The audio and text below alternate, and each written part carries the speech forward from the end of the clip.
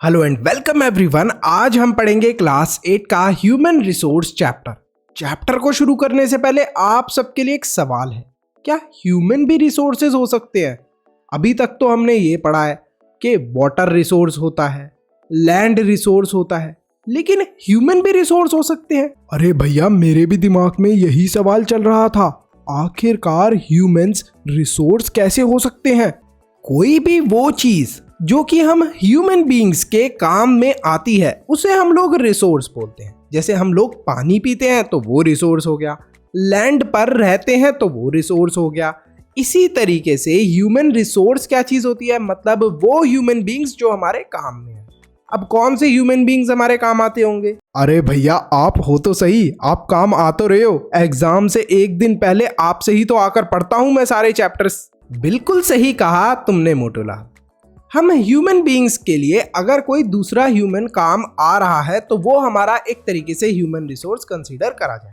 जैसे कि आपके लिए कौन काम आते हैं? टीचर्स। क्यों? क्योंकि आप उनसे पढ़ते हो। अच्छा, आपकी जब तबीयत खराब आती है तब आपके काम कौन आते हैं? डॉक्टर। क्यों? क्योंकि वो आपका इलाज करते हैं। अच्छा, अगर आपको मान लो आपके घर में किसी की शादी हो रही है तो शादी के लिए वो किसके पास जाते हैं? पंडित जी के पास जाते हैं। या फिर आपका जो भी रिलीजन होगा उस रिलीजन के जो भी पूजा पाठ करने वाले लोग होंगे उनके पास जाओगे आप, तो वो भी क्या हो गए? एज अ ह्यूमन रिसोर्स हो। तो पीपल विद देयर डिमांड, लोग जिनकी डिमांड होती है और जिनके पास कुछ एबिलिटीज होती है, मतलब कुछ स्पेशल एबिलिटीज होती है। जैसे मेरे पास एक एबिलिटी है, वो है टीचिंग की, मैं आपको पढ़ा सकता हूँ, ठीक है। तो यहाँ पर मेरी एक डिमांड भी है। डिमांड क्या है? डिमांड तो तुम लोग तभी करते हो जब एग्जाम से एक दिन पहले मेरी याद आती है तो फटाफट यूट्यूब पे डिमांड करते हो कि ये वाली वीडियो चाहिए इस चैप्टर की, और उसे देख लेते हो। और मेरे पास एबिलिटी भी है कि मैं आपको पढ़ा सकता हूँ, तो मैं क्या हो गया? एक ह्यूमन रिसोर्स। इसी तरीके से एक डॉक्टर, जो डॉक्टर होता है वो आपका ट्रीटमेंट कर सकता है, ठीक है। उसके पास एक स्पेशल एबिलिटी है, क्या? लोगों का इलाज करने की, ट्रीटमेंट करने की, तो वो भी एक ह्यूमन रिसोर्स हो गया। अच्छा, जो ये आप देखते हो पंडित वगैरह लोग, ये किस काम आते हैं? ये शादी वगैरह कराने के काम आते हैं, तो ये भी एक ह्यूमन रिसोर्स हो गए। इसी तरीके से बहुत सारे ह्यूमन रिसोर्सेज होते हैं। अगर हम ह्यूमन रिसोर्सेज की बात करें तो जैसे और रिसोर्सेज अर्थ के ऊपर, जैसे वाटर हो गया, लैंड हो गया, ये लगभग डिस्ट्रीब्यूटेड हैं अच्छे तरीके से। सब लोगों के पास कहीं पर ज़्यादा है वाटर या लैंड, कहीं पर वाटर या लैंड कम है। इसी तरीके से जो ह्यूमन रिसोर्सेज है पूरी अर्थ के ऊपर अगर हम देखें तो वो इवनली डिस्ट्रीब्यूटेड नहीं है। मतलब कहीं पर तो ह्यूमन रिसोर्सेज ज़्यादा हैं, कहीं पर ह्यूमन रिसोर्सेज कम है। आसान भाषा से समझते हैं, अगर हम हमारे इंडिया की बात करें तो इंडिया के अंदर डॉक्टर्स बहुत कम हैं। वहीं पर अगर हम अमेरिका की बात करें तो अमेरिका के अंदर डॉक्टर्स बहुत ज़्यादा हैं। तो मतलब इंडिया के अंदर एक तरीके से डॉक्टर जो कि एक ह्यूमन रिसोर्स था उसकी कमी है, और अमेरिका के अंदर जो डॉक्टर एक ह्यूमन रिसोर्स था उसकी क्या है? कमी नहीं है। वहाँ पर बहुत सारे ह्यूमन रिसोर्स है। तो इसी चीज़ से हमें पता चलता है कि इवनली डिस्ट्रीब्यूटेड नहीं है ह्यूमन रिसोर्सेस। अच्छा, ह्यूमन रिसोर्स डिसाइड कैसे होते हैं? एक तो उनका एजुकेशनल बैकग्राउंड, एज, जेंडर, ये सारी चीज़ें हमें कंसीडर करनी होती है, ठीक है। कितने नंबर के अंदर हैं ये ह्यूमन रिसोर्सेज के लोग, कैरेक्टरिस्टिक्स क्या हैं, ठीक है। और कैरेक्टरिस्टिक्स जो होते हैं ना, कॉन्स्टेंटली ये चेंज हो रहे होते हैं ह्यूमन रिसोर्स के। जैसे एक बच्चा था छोटा सा, ठीक है। अब वो जो बच्चा है ना, वो बच्चा तुम लोगों की तरह ही था। बचपन में बड़े अच्छे से पढ़ाई करता था, ऐसे ही पढ़ाई करता था जैसे तुम लोग कर रहे हो। यूट्यूब पे एक दिन पहले आकर वीडियो देखता था एग्जाम से, आराम से वो बच्चे ने ऐसे ही पढ़ाई करी। फिर थोड़ा सा वो सीरियस हो गया। आपको भी होना है serious 9th class onwards. 9th class onward serious हुआ, अच्छे से पढ़ाई करी। 9th से फिर वो 10th में गया, 11th में गया, 12th में गया। अभी तक वो एक रिसोर्स नहीं है, ठीक है। रिसोर्स कैसे नहीं है? कि वो बच्चा किसी के काम नहीं आ सकता, लेकिन 12th के बाद उस बच्चे ने बहुत मेहनत करी और डॉक्टर बन गया। बच्चा क्या बन गया? डॉक्टर बन गया। अब वो जब डॉक्टर बन गया, या फिर मान लो आप कोई भी प्रोफेशन, इंजीनियर, डॉक्टर, टीचर, जो भी आप प्रोफेशन चूज करना चाहते हो वो कर सकते हो। यहाँ पर हमने डॉक्टर लिया एग्जाम्पल के, तो वो बच्चा डॉक्टर बन गया। तो अब क्या हो गया? उस बच्चे के कैरेक्टरिस्टिक्स क्या हो गए? चेंज हो गए। कुछ समय के अंदर उसके कैरेक्टरिस्टिक्स चेंज हो गए। पहले वो इतना अच्छा ह्यूमन रिसोर्स नहीं था, लेकिन अब वो डॉक्टर बन गया तो एक बहुत अच्छा ह्यूमन रिसोर्स बन गया। ये कोई ऐड नहीं है, आपको एक बहुत ही इंपॉर्टेंट इंफॉर्मेशन देनी है। एजुकेशन को इजी और अफोर्डेबल बनाने के लिए हमने एक इम्पोर्टेंट स्टेप लिया है। आपके लिए हमने रेडी करा है स्पेशल कंटेंट जो आपके एग्जाम में बहुत हेल्प करेगा। इसमें आपको मिलेंगे चैप्टर वाइज टेस्ट पेपर, हर चैप्टर के नोट्स, साथ में कंबाइंड टेस्ट पेपर्स और प्रायोरिटी डाउट क्लियरिंग। इसके साथ साथ और भी बहुत सारे बेनिफिट्स आपको मिलने वाले हैं, सिर्फ और सिर्फ 299 के मेंबरशिप प्राइस में। सब्सक्राइब के साथ में ज्वाइन के बटन पे क्लिक करके आपको ये मेंबरशिप परचेज करनी है। ये प्राइस लिमिटेड टाइम के लिए है। अरे वाह भैया, इतने कम प्राइस में इतनी सारी चीजें, मैं तो अभी मेंबर बन जाता हूं। अब बात करते हैं पॉपुलेशन की। Distribution of population. Distribution of population, पूरे वर्ल्ड के अंदर पॉपुलेशन किस तरीके से डिस्ट्रीब्यूटेड है, इसी चीज को हम लोग बोलते हैं डिस्ट्रीब्यूशन ऑफ पॉपुलेशन। अगर हम ये पूरा मैप देखें तो कहीं कहीं जगह पर पॉपुलेशन बहुत ज़्यादा है। अगर ये स्पेशली एशिया वाले एरिया की बात करें तो यहाँ पर पॉपुलेशन बहुत ज़्यादा है, और अगर हम बाकी जगह पे बात करें वर्ल्ड की तो वहाँ पर पॉपुलेशन बहुत कम है। ठीक है, तो अगर हम लोग पॉपुलेशन डिस्ट्रीब्यूशन की बात करते हैं तो अर्थ के ऊपर किस तरीके से कहाँ कहाँ पर कितने लोग रह रहे हैं, उसी चीज़ को हम लोग बोलते हैं डिस्ट्रीब्यूशन ऑफ पॉपुलेशन। पूरे वर्ल्ड के अंदर जो पॉपुलेशन है वो हाईली अनइवन है, मतलब कहीं पर तो बहुत ज़्यादा लोग रह रहे हैं, कहीं पे पॉपुलेशन बहुत ज़्यादा है और कहीं पर पॉपुलेशन बहुत कम है। More than 90% of the world population lives on about 30% of the land. तो यहाँ पर जितना भी हमारी दुनिया के अंदर लैंड अवेलेबल है उसमें से जो ये 30% लैंड है, लगभग एशिया वाले एरिया के लैंड की ही बात करें, यहीं पर हमारी मोर देन 90% पॉपुलेशन रहती है पूरे वर्ल्ड की। यहाँ पर मतलब सबसे ज़्यादा पॉपुलेशन है। अपने इंडिया हो गया, चाइना हो गया, आसपास की ये जो भी एशिया की जगह होगी यहाँ पर। ठीक है, क्लियर है। नेक्स्ट हम लोग देखते हैं कंजस्टेड एरियाज के बारे में। अब कंजस्टेड एरिया क्या, ऐसी जगह जहाँ पर क्या है, बहुत सारे लोग रह रहे हैं, जैसे south and south east Asia, Europe, ये भी एक कंजस्टेड जगह है। नॉर्थ ईस्टर्न नॉर्थ अमेरिका, तो ये भी काफ़ी ज़्यादा कंजस्टेड जगह है, यहाँ पर भी बहुत सारे लोग रह रहे हैं। Almost 3/4 of the world's people live in 2 continents. 2 continents में अगर हम देखें वर्ल्ड की जो ऑलमोस्ट सबसे ज़्यादा पॉपुलेशन है वो कहाँ पर देखने को मिलती है, 2 ही कॉन्टिनेंट्स में, जो कि एशिया और अफ्रीका है। तो यहाँ पर क्या है, सबसे ज़्यादा पॉपुलेशन हमें देखने को मिलती है। 60% of the world population lives in just 10 countries. पूरे वर्ल्ड की जो 60% पॉपुलेशन है वो सिर्फ 10 कंट्रीज में रहती है। वो कंट्रीज कौन कौन सी हैं? China, India, USA, Indonesia, Brazil, Pakistan, Bangladesh, Nigeria, Russia और जापान। ठीक है, ये सारी जगहें हैं जहां पर लगभग वर्ल्ड की 60% पॉपुलेशन रहती है। अब बात करते हैं डेंसिटी ऑफ पॉपुलेशन की। अरे भैया, ये डेंसिटी ऑफ पॉपुलेशन वाला टॉपिक मुझे क्लास में भी समझ में नहीं आया था, इसको कुछ इंटरेस्टिंग तरीके से समझा दो। ये लो मोटूलाल, तुम्हारे सामने एक इंटरेस्टिंग सा एग्जाम्पल लिया है। तो ये मेरे पास आप ग्रीन कलर की देख रहे हो ना, ये 2 जगहें हैं। अब ये जो दोनों जगहें हैं ना, इनका एरिया लगभग सेम है। दोनों जगहों का एरिया क्या है? सेम। दोनों जगहों का एरिया सेम है। तो इस एक जगह पर, यहां पर देखो सिर्फ 5 लोग हैं, और इस दूसरी जगह पर 1 2 3 4 5 6 7 8 9 10 10 लोग रह रहे हैं। तो एरिया सेम है दोनों जगहों का, लेकिन इधर ज्यादा लोग रह रहे हैं, इधर कम लोग रह रहे हैं। तो हम क्या बोलेंगे, किस जगह की डेंसिटी ज्यादा है, मतलब किस जगह पे ज्यादा लोग रह रहे हैं। डेंसिटी किस जगह की ज्यादा होगी? जहां पर ज्यादा लोग रह रहे हैं। तो यहां पर डेंसिटी ऑफ पॉपुलेशन ज्यादा है कंपेयर टू हियर। तो ऐसा ही हमारी अर्थ के ऊपर भी है। कहीं पर कुछ जगहों पर बहुत ज्यादा लोग रह रहे हैं और कुछ जगहों पे बहुत कम लोग रह रहे हैं।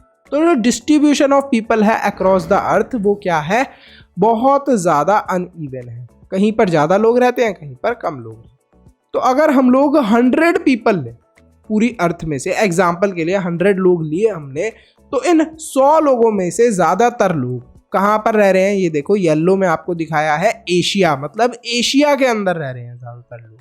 फिर ऑरेंज में यूरोप को दिखाया है, पर्पल में अफ्रीका को दिखाया है, और आपको ब्लू कलर के अंदर सेंट्रल एंड साउथ अमेरिका दिखाया है, और नॉर्थन अमेरिका दिखाया है रेड कलर के अंदर, और ग्रीन कलर के अंदर आपको दिखाया है न्यूजीलैंड, ऑस्ट्रेलिया, मतलब जो भी आइलैंड वाली जगह है वहाँ। ठीक है, तो आप देख सकते हो, इसी चीज़ से आप कैलकुलेट कर सकते हो कि ज़्यादातर लोग कहाँ रहना प्रेफर कर रहे हैं या फिर कहाँ पर है, एशिया वाली जगह में। तो पॉपुलेशन डेंसिटी है क्या? अगर हम इसकी प्रॉपर डेफिनेशन देखें, population density is the number of people living in a unit area of the earth's surface. Usually हम इसे एक्सप्रेस करते हैं स्क्वायर किलोमीटर्स। मतलब हमने ऐसे ही अर्थ पर से दो जगहें ले ली, दोनों जगहों को हमने क्या करा, इक्वल नापा। अब एक जगह पे कम लोग रह रहे थे, जबकि उसका साइज उतना ही था जितना इस दूसरी जगह का था। ठीक है, लेकिन एक जगह पे लोग ज्यादा रह रहे। तो इसको हम लोग जनरली मेजर किस में करते हैं? हम लोग मेजर करते हैं स्क्वायर किलोमीटर में। ठीक है, पॉपुलेशन डेंसिटी को मेजर किस में करा जाता है? स्क्वायर किलोमीटर्स में, यूजुअली एक्सप्रेस करा जाता है स्क्वायर किलोमीटर्स में। Average population density world wide कितनी है? 51 पीपल पर स्क्वायर किलोमीटर। तो पर स्क्वायर किलोमीटर लगभग कितने देखने को मिल रहा है हमें? 51 पीपल। बट ऐसा है नहीं एक्चुअली में, बस ऐसा लिखा गया है। ठीक है, कहीं कहीं पर बहुत ज़्यादा ही पॉपुलेशन है और कहीं कहीं पर बहुत कम ही पॉपुलेशन है। अगर हम इंडिया की ही बात करें, मैं अगर आपसे इंडिया की बात करूं, तो इंडिया के अंदर जो बिहार वाली जगह है वहां पर सबसे ज़्यादा पॉपुलेशन है। ठीक है, south central Asia has the highest population density. तो अगर पूरे वर्ल्ड में अगर हम लोग बात करें तो साउथ सेंट्रल एशिया जो है उसकी हाईएस्ट पॉपुलेशन डेंसिटी। अच्छा, कहीं पर ज्यादा लोग रह रहे हैं, कहीं पर कम लोग रह रहे हैं, ऐसा क्यों है? बताओ क्या कारण है इसका? अरे भैया, मुझे तो ऐसा लगता है कुछ जगहों पे शायद से वाईफाई अच्छे से नहीं चलता होगा, इसीलिए ज्यादा लोग वहां पर नहीं रहना प्रेफर करते। वाह मोटूलाल, वाह वाह बेटा वाह। मतलब तुम्हारे दिमाग में तो वाईफाई, इंस्टाग्राम, यूट्यूब और ये सारे गेम्स जो हो गए, पबजी, फ्री फायर, यही चलता है। बट ऐसा नहीं है। देखो क्या क्या फैक्टर्स हैं जो कि डिस्ट्रीब्यूशन ऑफ पॉपुलेशन को अफेक्ट करते हैं, मतलब कहीं पर पॉपुलेशन ज़्यादा क्यों है, कहीं पर कम क्यों है। सबसे पहले आते हैं ज्योग्राफिकल फैक्टर। सबसे पहला हमें देखने को मिलता है ज्योग्राफिकल फैक्टर के अंदर टोपोग्राफी। अब व्हाट इज टोपोग्राफी? ज़्यादातर लोग ऐसी जगहों पर रहना पसंद करते हैं जो जगहें प्लेन होती हैं। क्या होती हैं? जो जगहें प्लेन होती हैं। और माउंटेन्स या फिर प्लेटोज वाली ज़्यादा जगहों पर लोग रहना प्रेफर नहीं करते। आप में से बहुत सारे बच्चे बोलेंगे लेकिन हम तो माउंटेन्स पे रहना चाहते हैं सर। अच्छा, माउंटेन्स पे रहना चाहते हो? माउंटेन्स में आपको पता है कितनी ज़्यादा प्रॉब्लम होती है रहने में। वहाँ पर फार्मिंग कैसे करोगे? ठीक है, और वहाँ पर गलती से अगर लाइट वगैरह चली गई, आपके घर की लाइट चली गई, तो उस लाइट को रिपेयर करवाने के लिए आपको कहीं दूर से किसी को बुलाना पड़ेगा, क्योंकि माउंटेन्स में ज़्यादा लोग रहना प्रेफर करते नहीं। इसी वजह से लोग प्रेफर कहाँ पर करते हैं? रहना प्लेन वाली जगह पर, जहाँ पर क्या है, जहाँ पर काफ़ी आसानी से लोग फार्मिंग कर सकते हैं, मैन्युफैक्चरिंग कर सकते हैं और सर्विस रिलेटेड एक्टिविटी भी कर सकते हैं। तो जो गंगा प्लेन्स हो गए, ये मोस्ट डेंसली पॉपुलेटेड एरिया है। मतलब जो गंगा के आसपास की जगह है, प्लेन है, जहाँ पर कोई माउंटेन वगैरह नहीं है, गंगा के आसपास की जगह, वो काफ़ी ज़्यादा डेंसली पॉपुलेटेड है। लोग वहाँ पर रहना बहुत ज़्यादा पसंद करते हैं। Mountain like ends, Alps, Himalayas, यहाँ पर हमें ये देखने को मिलता है कि पॉपुलेशन बहुत कम है। अगर हम हिमालयाज की बात करें तो वहाँ तो इतनी ठंड भी पड़ती है कि कैसे लोग रहें। फिर आता है क्लाइमेट। देखो, लोग ऐसी जगहों पर रहना पसंद करते हैं जहां पर बहुत ज्यादा गर्मी ना हो, बहुत ज्यादा सर्दी ना हो। क्या आप सहारा डेजर्ट के अंदर रहना पसंद करोगे जहां पर इतनी ज्यादा गर्मी हो जाती है कि आप सोच भी नहीं सकते? या फिर एक ऐसी जगह पर जहां पर बहुत ज्यादा सर्दी हो? आप सबका आंसर होगा नो, हम तो ऐसी जगह पे रहेंगे ही नहीं। तो ऐसा ही होता है। जो पॉपुलेशन है ज़्यादातर, वो कहाँ पर, पीपल कहाँ पर रहना प्रेफर करते हैं, और पॉपुलेशन हमें कहाँ ज़्यादा देखने को मिलती है? जहाँ का क्लाइमेट ना ही बहुत ज़्यादा ठंडा होता है, ना ही बहुत ज़्यादा गर्म होता है। एग्जाम्पल क्या है? सहारा डेजर्ट जो है बहुत हॉट है, और रशिया के अंदर पोलर रीजन्स है, जैसे यहाँ पर बहुत ज़्यादा बर्फ़ वगैरह पड़ती है, तो वहाँ पर भी लोग नहीं रहते। कनाडा हो गया, कनाडा के अंदर भी बहुत ठंड रहती है, वहाँ भी लोग रहना थोड़ा कम प्रेफर करते हैं ठंड वाले रीजन में। अंटार्कटिका हो गया, ये क्या है, अंटार्कटिका के अंदर तो हमें ये देखने को मिलता है कि पॉपुलेशन बहुत ही ज़्यादा कम है, क्योंकि वहाँ तो बहुत ज़्यादा ठंड रहती है। फिर सॉइल भी एक बहुत बड़ा फैक्टर है। भैया देखो, वो जो आपने प्लेन्स वाली बात बोली थी वो भी मुझे समझ में आ गई, आपने क्लाइमेट वाली बात बोली कि कहीं पर ज्यादा गर्मी होती है वहां पर लोग नहीं रहेंगे, कहीं पर ठंडी ज्यादा होगी वहां पर लोग रहना प्रेफर नहीं करेंगे, लेकिन सॉइल की वजह से कैसे लोग नहीं रहेंगे? देखो, वर्ल्ड के अंदर कुछ ऐसी जगहें हैं जहां की जो सॉइल्स हैं वो काफी ज्यादा पुअर क्वालिटी की है, मतलब वो सॉइल फर्टाइल नहीं है, वहां पर आप अपने एग्रीकल्चरल एक्टिविटी नहीं कर सकते। तो इस वजह से वहां पर ज्यादा लोग रहना पसंद नहीं करते। क्यों नहीं पसंद करते? कि जब एग्रीकल्चर एक्टिविटी नहीं कर पाएंगे, कुछ उगा ही नहीं पाएंगे खाने के लिए, तो वहां पर रहेगा कोई क्यों? ठीक है, तो ज्यादातर लोग ऐसी जगहों पर रहना पसंद करते हैं जहां की सॉइल क्या हो, फर्टाइल हो, जिससे वहां पर एग्रीकल्चर हो पाए। एग्जाम्पल क्या है? फर्टाइल प्लेन्स जो हो गए गंगा के, ब्रह्मपुत्रा के, इंडिया के अंदर, वहां पर लोग रहना पसंद करते हैं। हुआंग ही, चेंग जिंग जो चाइना के अंदर जगह है, वहां पर लोग पसंद करते हैं रहना। अरे बड़ा ही अजीब नाम है ये। जो नील है इजिप्ट के अंदर, ये भी काफी ज्यादा डेंसली पॉपुलेटेड जगह है, क्योंकि वहां के सॉइल की क्वालिटी भी अच्छी है। अच्छा, एक और रीजन है जिसकी वजह से लोग अपनी जो रहने की जगह है वो चूज करते हैं, वो है वाटर। देखो, लोग ये भी सोचते हैं कि हम जिस भी जगह पे जाकर रहें वहां पर वाटर भी इजीली अवेलेबल हो, स्पेशली फ्रेश वाटर अवेलेबल हो। समुद्र वाला पानी नहीं, वो तो पी नहीं सकते, तो ज्यादातर लोग वहीं पर रहना प्रेफर करते हैं जहां पर फ्रेश वाटर भी मिल जाए। एग्जाम्पल क्या है कि जो आसपास आप रिवर्स के देखोगे तो पॉपुलेशन क्या है, ज्यादा डेंस होती है, लोग वहां पर ज्यादा रहते हैं। अगर आप डेजर्ट्स की बात करो तो वहां पर लोग रहना पसंद नहीं करते, क्योंकि वहां पर पानी होता ही नहीं है। Minerals, areas with mineral deposits are more populated. ऐसी जगहें जहां पर हमें डायमंड्स देखने को मिलते हैं और भी बहुत सारी चीजें देखने को मिलती हैं, जैसे कि गोल्ड वगैरह, आयरन वगैरह, वहां पर लोग ज्यादा रहना पसंद करते हैं। ठीक है, डायमंड माइंस हो गई जैसे साउथ अफ्रीका की, ठीक है, जहां पर ऑयल मिल रहा है हमें मिडिल ईस्ट के अंदर, वहां सारी जगहों पर। तो अभी हमने देखा कि ज्योग्राफिकल फैक्टर्स की वजह से भी पॉपुलेशन हमारी इफेक्ट होती है। क्या क्या? सबसे पहले टोपोग्राफी, मतलब जिस जगह पर लोग कौन सी जगह पर रहना प्रेफर करते हैं जहां पर पहाड़ वहाड़ ना हो। दूसरा क्लाइमेट, जहां पर बहुत ज्यादा गर्मी ना हो, जहां पर बहुत ज्यादा सर्दी ना हो, ऐसी जगह पर रहेंगे लोग जहां पर टेम्परेचर थोड़ा नॉर्मल है। सॉइल, जिस भी जगह पर लोग जाकर रहें वहां का अच्छा होना चाहिए, तो लोग ऐसी जगह पे रहना प्रेफर करते हैं जहां का सॉइल अच्छा। वाटर, जहां पर भी लोग रहें उनको ये चाहिए कि हमें फ्रेश वाटर पीने को मिले, वाटर हमें आसानी से मिल जाए। फिर मिनरल्स, जिस भी जगह पर लोग रहें उनको चाहिए कि हम लोग वहां पर जाकर रहें जहां पर मिनरल्स भी हों बहुत सारे, जैसे कि डायमंड हो, आयरन हो, गोल्ड हो। लेकिन इन सब की जरूरत क्या है डायमंड, आयरन और गोल्ड की? अरे भैया, डायमंड की जरूरत पड़ती है ना ज्वेलरी के अंदर, और गोल्ड की जरूरत पड़ती है ज्वेलरी के अंदर। और जो ये सिल्वर वगैरह हो गए, इससे पुराने जमाने में लोग बर्तन वगैरह बनाया करते थे, तो शायद इस वजह से लोग ऐसी जगहों पे रहना प्रेफर करते होंगे जहां पर डायमंड, गोल्ड, आयरन, ये सारी चीजें मिल जाए। वाह मोटूलाल, लग रहा है कि तुम शायद थोड़ी बहुत तो पढ़ाई कर रहे हो। सही जवाब दिया तुमने। अब बात करते हैं social, cultural and economic factors, मतलब ये सारी चीजें भी हैं, ये सारी वजहें भी हो सकती हैं जिसकी वजह से हमारी पॉपुलेशन इफेक्ट होती है। वो कैसे? सबसे पहले हम समझते हैं। तो ये हमारे पास दो जगहें हैं। अब इन दोनों जगहों में से इस जगह पर हॉस्पिटल है ही नहीं, और इस जगह पर जो हमारा शहर है यहाँ पर काफी अच्छे हॉस्पिटल हैं और बहुत सारे हॉस्पिटल्स हैं। अच्छा, इस जगह की अगर हम लोग बात करें तो यहाँ पर स्कूल जो है वो सिर्फ एक है। वो भी जो स्कूल है वो क्या है, वो भी सिर्फ बहुत ही छोटे बच्चों के लिए है। यहाँ पर जो स्कूल्स हैं वो बहुत सारे हैं और कॉलेजेस भी हैं, मतलब छोटे बच्चों के लिए भी स्कूल हैं, बड़े बच्चों के लिए भी हैं और फिर कॉलेज भी हैं। आप इन दोनों जगहों में से कहाँ पर रहना प्रेफर करोगे? अरे भैया, मैं वहीं पर रहना प्रेफर करूंगा ना जहां पर छोटे बच्चों के लिए स्कूल है। मजे आ जाएंगे फिर तो, मस्ती ही मस्ती, स्कूल जाना ही नहीं वहां तो। मोटू लाल, तुम सच में बहुत बदमाश हो, बस पढ़ना नहीं है तुम्हें, है ना?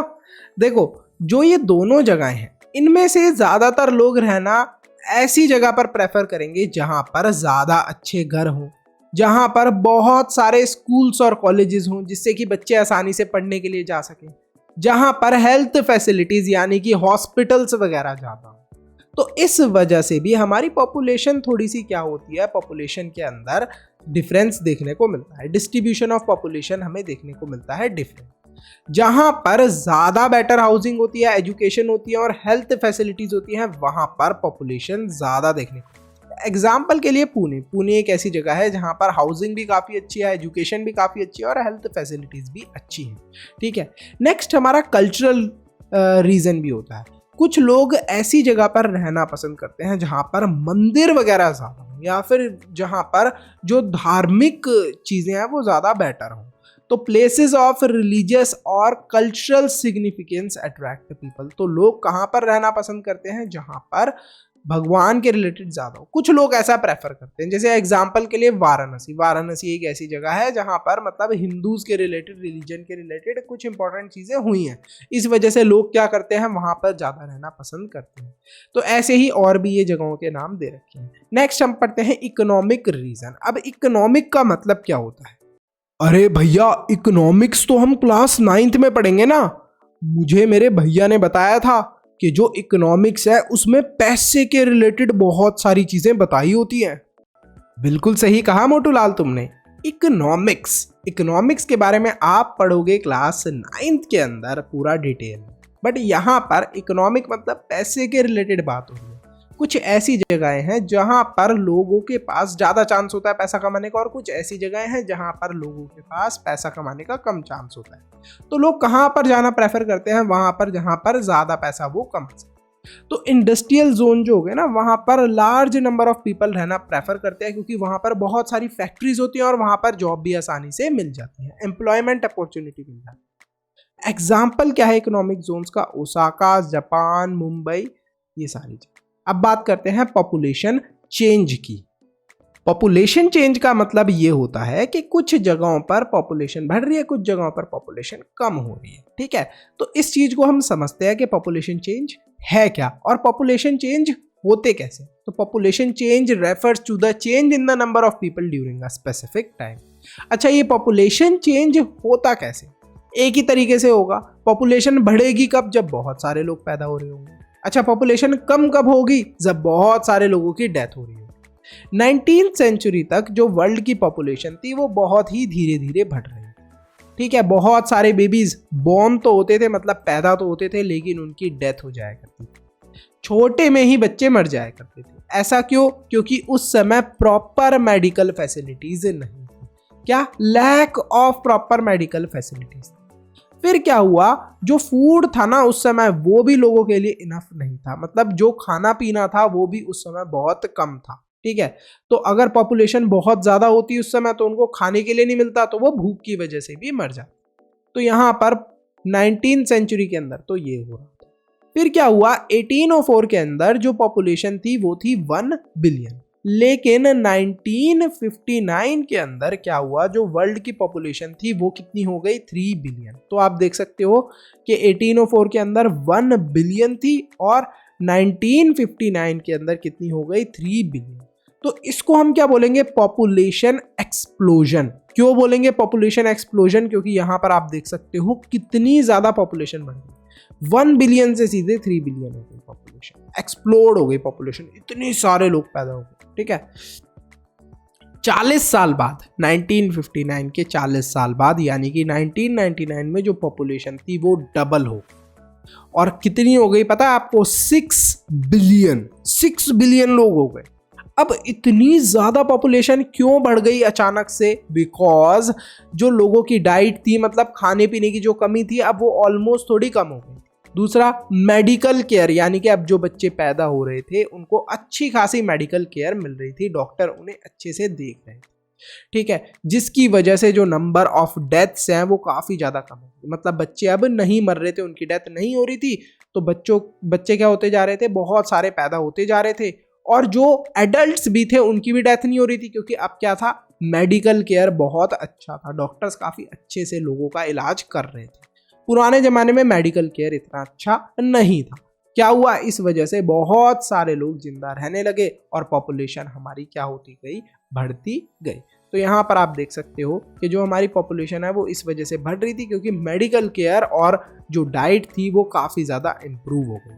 ठीक है, अब यहाँ पर आप देख सकते हो कि पॉपुलेशन क्या हो रही है? इंक्रीज हो रही है जब बहुत कम लोगों की डेथ हो रही है और बहुत सारे लोग पैदा हो रहे हैं। अगर बर्थ रेट भी सेम है और डेथ रेट भी सेम है तो पॉपुलेशन क्या रहेगी? कांस्टेंट रहेगी। मतलब 3 ही लोगों की डेथ हुई और 3 ही लोग पैदा हुए, तो यहाँ पर पॉपुलेशन हमारी उतनी ही रहेगी।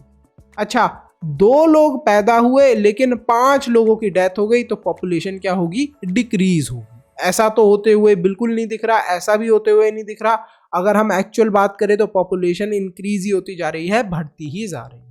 अब बात करते हैं natural growth rate. Natural growth rate के अंदर हमें पढ़ना है बर्थ रेट के बारे में। अब बर्थ रेट क्या है? मतलब 1000 लोगों में से नंबर ऑफ लाइफ बर्ड्स पर 1000 पीपल, 1000 लोगों में से कितने लोग पैदा हुए। ठीक है। नेक्स्ट, डेथ रेट, कितने लोगों की डेथ हुई 1000 लोगों में से। ठीक है, 1000 लोगों में से कितने लोगों की डेथ हुई। फिर है माइग्रेशन। माइग्रेशन का मतलब क्या है? कि माइग्रेशन का मतलब ये होता है, ये जो लड़का है ये क्या हुआ, ये लड़का अपने गांव से यहाँ पर आ गया रहने के लिए शहर के अंदर। गांव से कहाँ पर आ गया? शहर के अंदर आ गया, तो इसको बोलेंगे हम लोग माइग्रेशन। ठीक है। The difference between the birth rate and the death rate of a country is called natural growth rate. जो डिफरेंस होता है बिटवीन बर्थ रेट, आपके एग्जाम में क्वेश्चन आ सकता है कि what is the difference between the birth rate and the death rate of a country called, क्या बोलना है आपको? Natural growth rate. जो भी डिफरेंस होता है बर्थ रेट और डेथ रेट में, उसे ही हम लोग नेचुरल ग्रोथ रेट कहते हैं। जो पॉपुलेशन है वर्ल्ड की, वो देखते ही देखते इंक्रीज होती जा रही है। ठीक है। क्यों? क्योंकि जो नेचुरल ग्रोथ रेट है वो बढ़ती जा रही है। मतलब हमारे वर्ल्ड की पॉपुलेशन क्यों बढ़ रही है? क्योंकि बहुत सारी जो नेचुरल ग्रोथ रेट है पूरे वर्ल्ड की, वो इंक्रीज होती जा रही है। अब बात करते हैं माइग्रेशन की। माइग्रेशन की वजह से भी जो पॉपुलेशन का साइज है वो चेंज होता है। अब माइग्रेशन का मतलब क्या होता है समझते हैं। माइग्रेशन के बारे में आपने साइंस में भी पढ़ा होगा, बट माइग्रेशन का बेसिक मतलब ये होता है कि कितने लोग एक कंट्री से जा रहे हैं या फिर कितने लोग एक कंट्री के अंदर आ रहे हैं। सोचो, हमारी कंट्री इंडिया के अंदर अगर बहुत सारे लोग इंडिया से जाकर अमेरिका में रहने लगते हैं, ठीक है, काम करने के लिए अमेरिका में रहने लगते हैं, तो क्या होगा? हमारी कंट्री की पॉपुलेशन इस चीज़ से इफेक्ट हो जाएगी, क्योंकि बहुत सारे लोग अमेरिका चले गए। अच्छा, बहुत सारे लोग जो अमेरिका गए थे वो वापस इंडिया में आ जाते हैं, बोलते हैं कि अब हमने काम कर लिया अमेरिका में, अब हम इंडिया में आ रहे हैं रहने के लिए। तो जो हमारी कंट्री की पॉपुलेशन होगी वो दोबारा से इफेक्ट होगी। इमिग्रेंट्स वो लोग होते हैं जो किसी भी कंट्री को छोड़ते हैं, जैसे कि कोई इंडिया से अमेरिका चले गया, कोई इंडिया से ऑस्ट्रेलिया चले गया, तो उनको हम लोग क्या बोलेंगे? हमारी कंट्री से, जैसे इंडिया से अगर कोई ऑस्ट्रेलिया या अमेरिका गया तो उन्हें बोलेंगे हम लोग इमिग्रेंट्स। इनकी वजह से जो हमारी पॉपुलेशन है कंट्री की वो कम हुई है, इनकी वजह से हमारी पॉपुलेशन जो है कंट्री की उसके अंदर बदलाव आया है। लेकिन ये लोग पॉपुलेशन कहाँ की बढ़ा देंगे? अगर अमेरिका गए तो अमेरिका की, अगर ऑस्ट्रेलिया गए तो ऑस्ट्रेलिया। ठीक है। नेक्स्ट हम लोग बात करते हैं इमिग्रेंट्स की। अभी किसकी बात करी? एमिग्रेंट्स। और अब बात करते हैं इमिग्रेंट्स। इमिग्रेंट्स वो लोग होते हैं जो कि हमारी कंट्री के अंदर आए हैं, जो कि हमारी कंट्री के अंदर आए हैं। हमारा देश है इंडिया, इंडिया के अंदर कुछ लोग पाकिस्तान से आ गए रहने के लिए, बोला पाकिस्तान में हमें डर लग रहा है, पाकिस्तान अच्छी जगह नहीं है, हमें इंडिया में आकर रहना है, फॉर एग्जाम्पल। ठीक है। अब मान लो उन्हें कोई भी प्रॉब्लम हो सकती है पाकिस्तान के अंदर, वो इंडिया के अंदर आ गए, लेकिन अब क्या होगा कि हमारे इंडिया की पॉपुलेशन बढ़, जो भी लोग हमारी कंट्री के अंदर आ रहे हैं उन्हें इमिग्रेंट्स बोलते हैं, जो भी लोग हमारी कंट्री से जा रहे हैं उन्हें एमिग्रेंट्स बोलते हैं। तो यहाँ पर एक बहुत बढ़िया सा मैंने आपको चार्ट दे रखा है, इससे आपको समझ में आ जाएगा। इमिग्रेंट्स जो आ रहे हैं, जैसे ब्रिटिशर जो थे हमारी कंट्री में आए थे तो वो इमिग्रेंट्स हो गए, इसको इमिग्रेशन भी बोलेंगे हम लोग। वो लोग जो हमारी कंट्री से चले गए उन्हें क्या बोलेंगे? एमिग्रेंट्स, मतलब जो हमारी कंट्री से चले गए। नेटैलिटी मतलब कितने लोग पैदा हुए, मोर्टेलिटी मतलब कितने लोग मर गए। ठीक है, इस चीज को आपको ध्यान रखना है, यहीं पे मैंने डेफिनेशन भी दे रखी है इनकी। ठीक है। अब बात करते हैं पैटर्न्स ऑफ पॉपुलेशन चेंज की। अगर हम पूरे वर्ल्ड की बात करें तो दुनिया बहुत बड़ी है, हर एक जगह की अलग अलग हमें पॉपुलेशन ग्रोथ रेट देखने को मिलती है। तो यहाँ पर अगर हम कीनिया जैसी कंट्रीज की बात करें तो यहाँ की पॉपुलेशन ग्रोथ रेट काफ़ी ज़्यादा हाई है, क्योंकि यहाँ पर बहुत सारे लोग पैदा भी होते हैं और बहुत सारे लोगों की डेथ भी होती है। ठीक है। अगर हम यूके जैसी कंट्री की बात करें तो वहाँ की पॉपुलेशन ग्रोथ रेट काफ़ी स्लो है, क्योंकि यहाँ पर बहुत ही कम लोग पैदा होते हैं और डेथ रेट भी क्या है? काफ़ी ज़्यादा यहाँ पर कम है। तो पैदा भी कम लोग हो रहे हैं और मर भी कम लोग रहे हैं। अब बात करते हैं पॉपुलेशन कंपोजिशन की। What is population composition?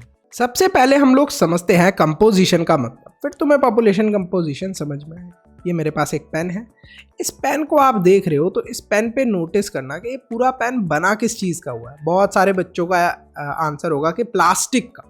अच्छा, तो इसकी कंपोजिशन क्या होगी कि एक ये प्लास्टिक का बना है और भी किसी चीज़ का बना है? बिल्कुल। आगे देखो, ये मेटल है थोड़ा सा, तो ये मेटल हमें देखने को मिल रहा है, मतलब ये मेटल और प्लास्टिक का, इसकी कंपोजिशन क्या है, मेटल और प्लास्टिक। किस चीज की बनी है ये पेन, मेटल और प्लास्टिक। ओके, मोस्टली क्या चीज है इसके अंदर, आप बोलोगे प्लास्टिक है।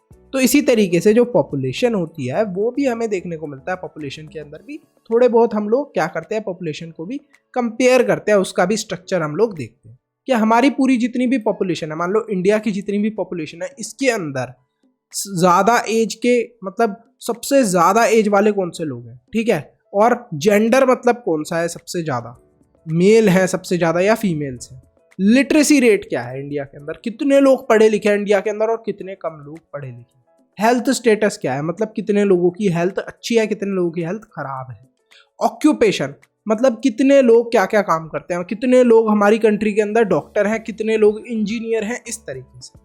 इनकम लेवल क्या है लोगों का, मतलब लोग कितने कितने पैसे कमा रहे हैं। तो ये होती है हमारी पॉपुलेशन कंपोजिशन, और इसकी मदद से हमें हमारी कंट्री का जो भी स्ट्रक्चर है पॉपुलेशन का वो पता चलता है। सिर्फ हमारी कंट्री का नहीं, हर एक कंट्री इसी तरीके से अपनी पॉपुलेशन कंपोजिशन चेक करती है। जैसे यहाँ पर ये दादी माँ ये बोल रही है कि मैं ना बहुत अच्छी स्टोरी सुनाती हूँ अपने ग्रैंड चिल्ड्रंस को, या भैया ये बोल रहे हैं कि मैं ना बिल्ड करता हूँ ब्रिजेस को, इंजीनियर भैया ये। और ये जो है ये बोलती हैं आंटी जी कि मैं ना ध्यान रखती हूँ घर का। ये जो है ये लड़का बोल रहा है कि मैं ना शादियों में जाके गाने गाता हूँ। यहाँ पर ये जो है ये डॉक्टर बोल रही है कि मैं रिसर्च करती हूँ for medicine to cure cancer. और ये अंकल बोल रहे हैं कि मैं फार्मिंग करता हूँ जिससे लोगों को खाना पीना मिलता है। तो हमारे अंदर हमारी कंट्री की अगर हम लोग बात करें तो ऐसे ही डिफरेंट डिफरेंट लोग रहते हैं, और हर जो हमारी कंट्री की पॉपुलेशन है उसके अंदर काफ़ी ज़्यादा डिफरेंस है। कुछ लोग कुछ काम करते हैं, कुछ लोग कुछ काम करते हैं। तो एक जो पॉपुलेशन पिरामिड होता है उसकी मदद से हमें सबसे पहले तो एक चीज़ जो हमें पता करनी है वो क्या पता करनी है, एज और सेक्स। मतलब कितनी एज के लोग हमारी कंट्री में ज़्यादा है, मतलब यंग लोग ज़्यादा हैं, ओल्ड लोग ज़्यादा है, ये चीज़ पता चल जाती है। दूसरा सेक्स पता चल जाता है, मतलब कितने फीमेल्स हैं या फिर कितने मेल्स हमारी कंट्री के अंदर। तो it is a demographic composition of a country, ठीक है, demographic composition of a country हमें पता चलता है। तो पॉपुलेशन पिरामिड की हम लोग बात करते हैं। तो जो पॉपुलेशन पिरामिड है इसको डिवाइड करा हुआ है इनटू वेरियस एज ग्रुप्स। जैसे सबसे पहले एक एज ग्रुप क्या है 5 to 9 ईयर्स का, दूसरा क्या है 10 to 14 ईयर्स का। तो जो परसेंटेज ऑफ टोटल पॉपुलेशन है इसको हम लोग सब डिवाइड कर देते हैं into males and females in each of this groups. There are 2 groups of dependents, young dependents और एल्डरली डिपेंडेंट्स। देखो डिपेंडेंट लोग कौन होते हैं, डिपेंडेंट लोगों का मतलब क्या होता है किसी भी पॉपुलेशन के अंदर, मतलब यंग डिपेंडेंट वो लोग हो गए जो कि 15 साल से छोटे हैं। मतलब 15 साल से जो भी छोटी एज का इंसान है उसे यंग डिपेंडेंट माना जाता है। अभी वो अपने पेरेंट्स के ऊपर डिपेंड है, उसको अगर कुछ भी खरीदना है तो वो अपने मम्मी पापा से मांगेगा, ठीक है, अगर उसको खाना खाना है तो वो अपने मम्मी पापा से ही लेता है, ठीक है। इसी तरीके से एल्डरली डिपेंडेंट, जो भी अबव 65 ईयर्स हो जाते हैं उन्हें मानते हैं हम लोग एल्डरली डिपेंडेंट। मतलब ये वो लोग हैं जिनकी एज 65 से ज़्यादा हो गई, अब वो और लोगों के ऊपर डिपेंड करते हैं कि भाई हमें खाना दो, हमें दवाई दिला के लेकर आओ, हमें डॉक्टर के पास लेके जाओ। तो 2 ग्रुप्स होते हैं डिपेंडेंट्स के जिनके बारे में हमने पढ़ा, यंग डिपेंडेंट्स और elderly dependents. Those between the age of 15 years to 65 years, जो भी लोग 15 ईयर्स से 65 ईयर्स के बीच में आते हैं उसको हम लोग मानते हैं कि वो लोग क्या है, एक वर्किंग एज के अंदर है। मतलब 15 साल के बाद से आप तो बोलोगे कि हम स्कूल भी जाएंगे फिर कॉलेज भी जाएंगे, बट एक जो एज है 15 साल के बाद वाली, मोस्टली उस एज के बाद आप लोग पार्ट टाइम जॉब करके अर्न कर सकते हो। अगर हम कंट्रीज, अमेरिका जैसी कंट्रीज की बात करें तो वहां पर बच्चे 15 साल के बाद कुछ ना कुछ स्कूल के बाद पार्ट टाइम जॉब करके पैसे कमाते हैं, ठीक है।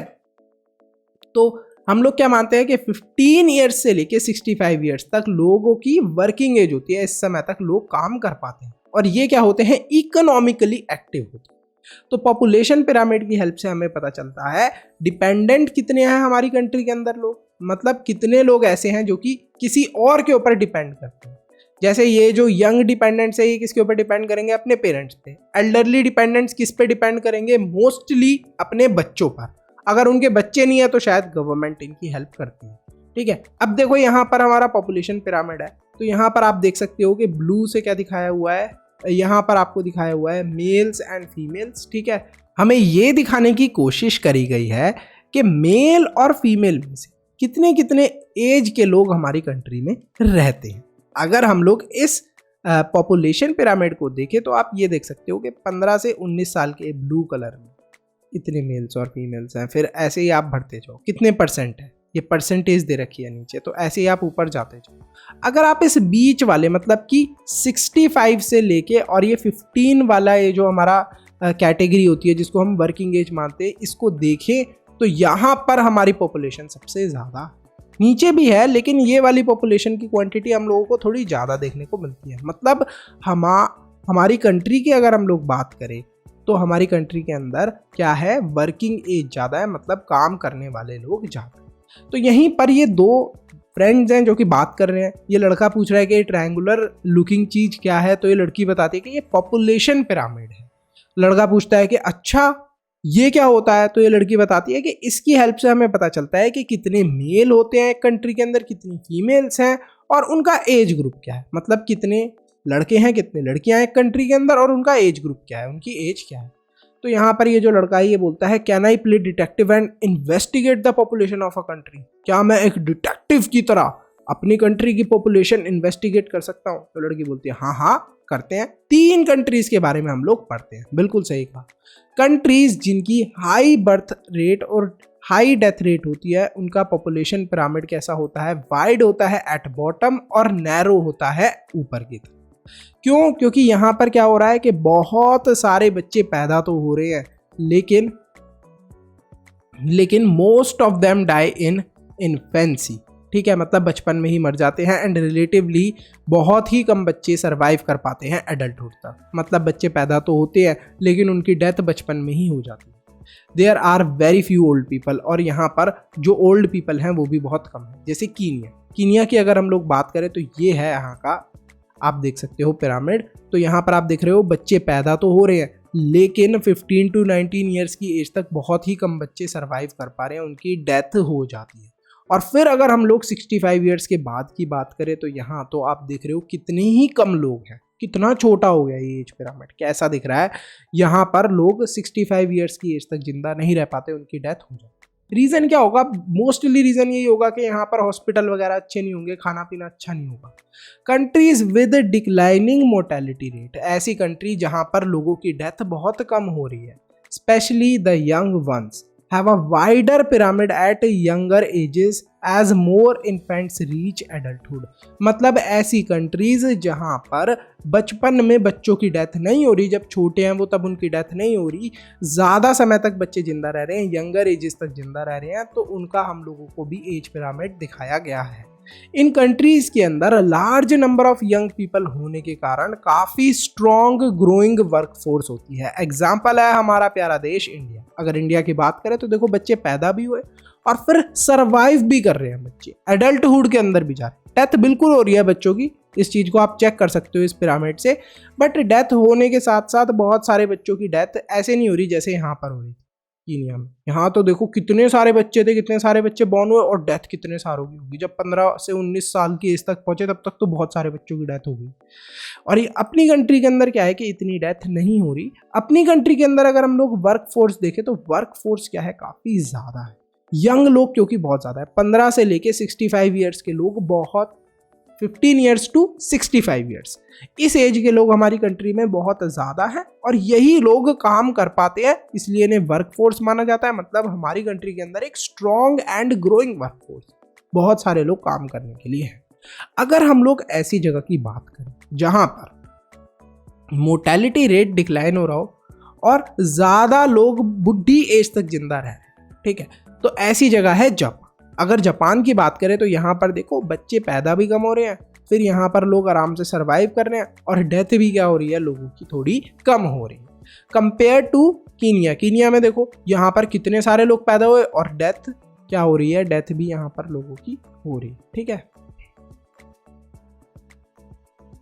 लेकिन यहाँ पर देखो, यहाँ पर क्या है, यहाँ पर बच्चे पैदा भी कम हो रहे हैं और डेथ भी कम हो रही है। तो यहाँ पर क्या है कि ज़्यादा समय तक लोग, बुढ़ी एज तक देखो 85 ईयर्स प्लस तक लोग जिंदा हैं। अगर इंडिया का देखें तो इंडिया में 75 तक ही रह पाते हैं, और अगर हम लोग बात करें कीनिया की भी तो यहाँ पर भी लगभग 75 तक ही, देखो आधे से ज़्यादा पॉपुलेशन गई, मतलब ओल्ड एज 75 मैक्सिमम जा पाती है और जापान के अंदर 85 तक लोग सर्वाइव कर जाते हैं। What are the factors affecting distribution of population? क्या क्या फैक्टर्स होते हैं जिसकी वजह से किसी भी जगह की पॉपुलेशन इफेक्ट होती है? कमेंट सेक्शन के अंदर बताइएगा। ये चैप्टर यहीं पर खत्म होता है। इस चैप्टर के अगर नोट्स चाहिए, देखो इतने मज़ेदार नोट्स बनाए, 1 लाइन की डेफिनेशन है, इतने इंटरेस्टिंग डायग्राम्स है। अगर डेंसिटी ऑफ पॉपुलेशन के ऊपर क्वेश्चन आता है, ऐसा डायग्राम बनाकर एक्सप्लेन कर दोगे मैम, फुल मार्क्स देंगे आपको, ठीक है। सैम्पल पेपर आपको मिलेगा और शाउट आउट मिलेगा। सर नोट्स तो समझ में आ गया, जिनसे हमने अभी पढ़ाई करी है, ये सारे नोट्स हो गए, हम लोग फटाफट रिवाइज कर सकते हैं एग्जाम से पहले। But what are sample papers? देखो ये जो पूरा चैप्टर है ना, इसके बीच में से जो भी इंपॉर्टेंट क्वेश्चंस आपके एग्जाम में आते हैं, वो सारे क्वेश्चन सैम्पल पेपर्स में दिए होते हैं, ठीक है। सारे टॉपिक्स कवर होते हैं सैम्पल पेपर के अंदर। लेकिन आप में से बहुत सारे बच्चे सोच रहे होंगे कि हमारी बुक के पीछे भी तो क्वेश्चन दिया, हम तो वही याद कर लेंगे, क्या जरूरत है सैम्पल पेपर की। अच्छा, बुक के पीछे से अब क्वेश्चन आएंगे आपके? नहीं, अब आप 8th क्लास में आ गए हो, बड़ी क्लास में आ गए हो, चैप्टर के बीच से क्वेश्चन आते हैं। तो इसी वजह से मैं आपको कह रहा हूं कि सैम्पल पेपर्स की प्रैक्टिस जरूर कर लेना, तो फुल मार्क्स इस चैप्टर में आना तय है। साथ ही में आपको शाउट आउट भी मिलेगा। लेकिन ये सारी चीजें हमें मिलेंगी कैसे? सब्सक्राइब करो, उसके साथ में एक ज्वाइन का बटन है, उस पर क्लिक करना और आप मेंबर बन जाओगे। मेंबरशिप आपको परचेज करनी पड़ेगी। जैसे ही आप मेंबर बनोगे वैसे ही आपको ये सारी चीजें कम्युनिटी टैब के अंदर मिल जाएंगी।